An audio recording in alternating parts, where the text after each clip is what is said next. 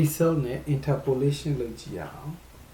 interpolation လုပ်တယ်ဆိုတာ graph တစ်ခုထဲမှာ data မရှိတဲ့ point ရဲ့တန်ဖိုးကိုခန့်မှန်းခြေတွက်ချက်တာပါပဲဒီလိုခန့်မှန်းခြေတွက်ချက်ဖို့ဆိုလို့ရှိရင် graph မှာရှိတဲ့ point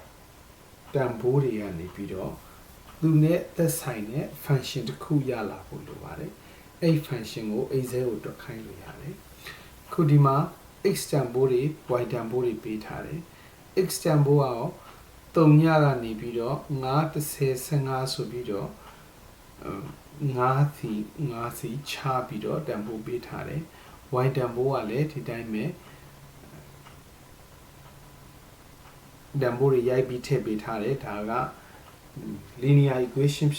ဖြစ်လာလောက်တဲ့တန်ဖိုးတစ်ခုကိုခန့်မှန်းပြီးရိုက်ထားတာဥပမာဒီဟာက left ခန်းကရတဲ့ result တွေဆိုပါစို့ left ခန်းမှာတိုင်းတာမှုတစ်ခုကိုလုပ်တယ် x တန်ဖိုးကို3ည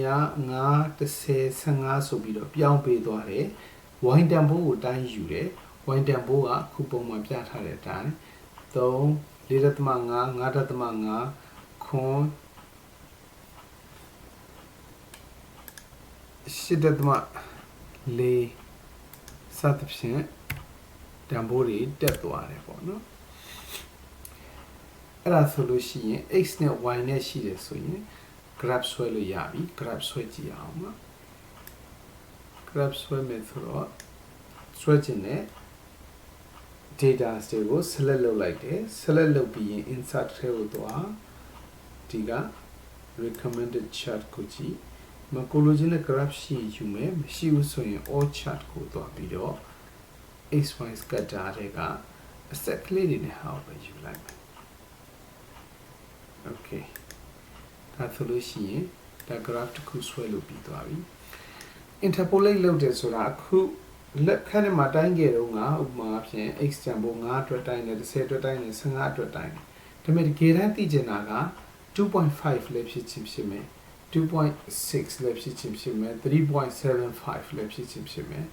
ဘာ x တန်ဖိုးဘယ်လောက်မှပဲရှိတန်ဖိုး y တန်ဖိုးကိုခန့်မှန်းတွက်ချက်လို့ရဖို့လိုတယ်အဲ့လိုရဖို့ရအတွက်အခု graph ဆွဲထားတဲ့ data နဲ့နှိစက်တဲ့ function တစ်ခုရဖို့လိုတယ်ဒီ function ကို Excel ကိုတွက်ခိုင်းလို့ရတယ် Excel ကိုတွက်ခိုင်းမယ်ဆိုတော့အခုဒီနားမှာ graph ကို select လုပ်လိုက်တာ ਨੇ ပေါင်းလက္ခဏာလေးပါမယ်အဲ့ပေါင်းလက္ခဏာလေးကိုနှိပ်လိုက်ရင်ဒီအောက်ဆုံးမှာ trend line ဆိုတာတွေ့ပြီ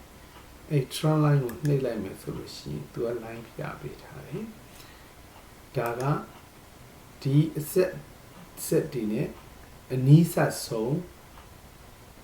မြင်းဖြောင် equation linear function တစ်ခုကိုသူကအသုံးပြုပြီးတော့ဒီ line ကိုဆွဲလိုက်တာပဲ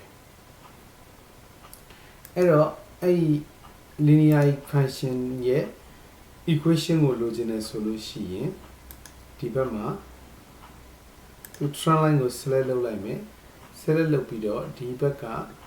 format trend line ပေါ်မှာရှိတဲ့ထဲက display equation on chart လေးလိုက်မယ်ဒါဆိုလို့ရှိရင် y တန်ဖိုး y equals to 0.2779x plus 2.9464 ဆိုပြီးတော့ linear function တစ်ခုတန်ဖိုးကိုသူပြမယ်ဒါဆိုလို့ရှိရင် equation ကိုသိပြီဆိုလို့ရှိရင်လိုချင်တဲ့ values ကိုတွက်လို့ရပြီပေါ့ y တန်ဖိုးကဒီ equation ဖြစ်တယ်ဆိုရင် x တန်ဖိုးကိုပြောင်းပြီးထည့်ပေးလိုက်တာ ਨੇ y တန်ဖိုးကလိုချင်တဲ့ဟာအတွက်ရပြီဥပမာအဖြစ် x တန်ဖိုး 2.5 အတွက်လိုချင်တယ်ဆိုပါစို့ x တန်ဖိုး 2.5 အတွက် y တန်ဖိုးကိုတွက်ချင်တယ်ဆိုလို့ရှိရင် equals ဒီ equation ကိုပဲသုံးလိုက်ယူမယ် 0.2779 မြောက် x about 2.9464 data ဒါဆိုလို့ရှိရင်ဒီ data တွေတိုင်းထားတဲ့ data မဟုတ်တဲ့ 2.5 ဆိုတဲ့ x တန်ဖိုးကရှိမဲ့ y တန်ဖိုးကိုရပြီဒါကိုပဲ interpolate လုပ်တယ်လို့ခေါ်တယ်ဒီထဲမှာမရှိတဲ့ data ကိုခန့်မှန်းခြေ function ကိုသုံးပြီးခန့်မှန်းခြေတန်ဖိုးရှာတာဒါကို interpolate လုပ်တယ်လို့ခေါ်တယ်ဥပမာအဖြစ် x တန်ဖိုး 2.5 အတွက်မလို့ရှိဘူး x တန်ဖိုး 3.75 အတွက်လို့ခြင်းတယ်ဆိုလေဒါရသေးတယ် 3.75 အတွက်တွက်ပေးပါလို့ဒီ equation တိုင်းတွက်ခိုင်းရင် 3.75 မှာဘာရမလဲဆိုခန့်မှန်းခြေတန်ဖိုးထွက်မယ်ဥပမာ25 23ကိုတိုင်းထားတယ်ဒီကြားထဲက22အတွက်လို့ခြင်းတယ်ဆိုလို့ရှိရင်22အတွက် y တန်ဖိုးဘယ်လောက်ရှိမလဲလို့ဆိုရင်22အတွက်က y တန်ဖိုး 9.0602 ရတယ်ဒီထဲမှာရှိအဲ့ဒါ interpolation ပါပဲ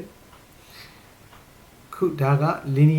linear interpolation လုပ်လိုက်တာ interpolation ကိုတခြား function တွေနဲ့လည်းလုပ်လို့ရသေးတယ်ဒါကတော့ကိုလုပ်တဲ့သူတေသနာရဲ့သဘာဝပေါ်မှာနားလည်ပြီးတော့ကိုဟာနဲ့ကိုတင့်တော်တဲ့ဟာကိုရွေးရမယ်ကိုလုပ်တဲ့လုပ်ငန်းရဲ့သဘာဝအရာ x နဲ့ y ဟာ linearly အပြောင်းလဲဖြစ်နေရ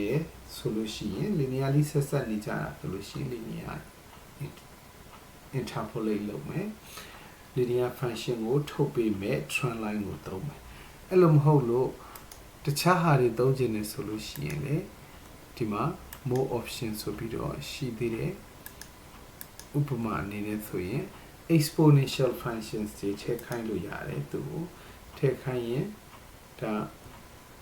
exponential graph ဆွဲပေးမှာပဲ linear ဆိုလို့ရှိရင်တော့စောစောဆွဲတဲ့ဟာ logarithmic ထည့်လို့ရတယ် polynomial ထည့်လို့ရတယ်စသဖြင့်ဒီမှာရှိတဲ့ဥစ္စာတွေထည့်ခိုင်းလို့ရတယ်ကိုလုပ်တဲ့လုပ်ငန်းရဲ့သဘာဝအရာ x နဲ့ y နဲ့ဘယ်လိုဆက်ဆက်တယ်လဲဆိုတာပေါ်မှာမူတည်ပြီးတော့ပဲဒါကိုရွေးရမယ်အဲ့တော့အခု exponential graph ကြီးရတော့မလို့ဖြစ်တဲ့အတွက်ဖြစ်လိုက်မယ်ဥပမာအနေနဲ့ဒီမှာ data တိုင်းထားတဲ့တိုင်းတာကx တန်ဖိုး20မှာ data က 8.4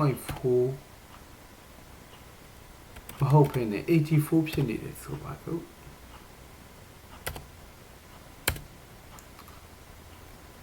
graph ကဘာဖြစ်သွားလဲလို့ဆိုတော့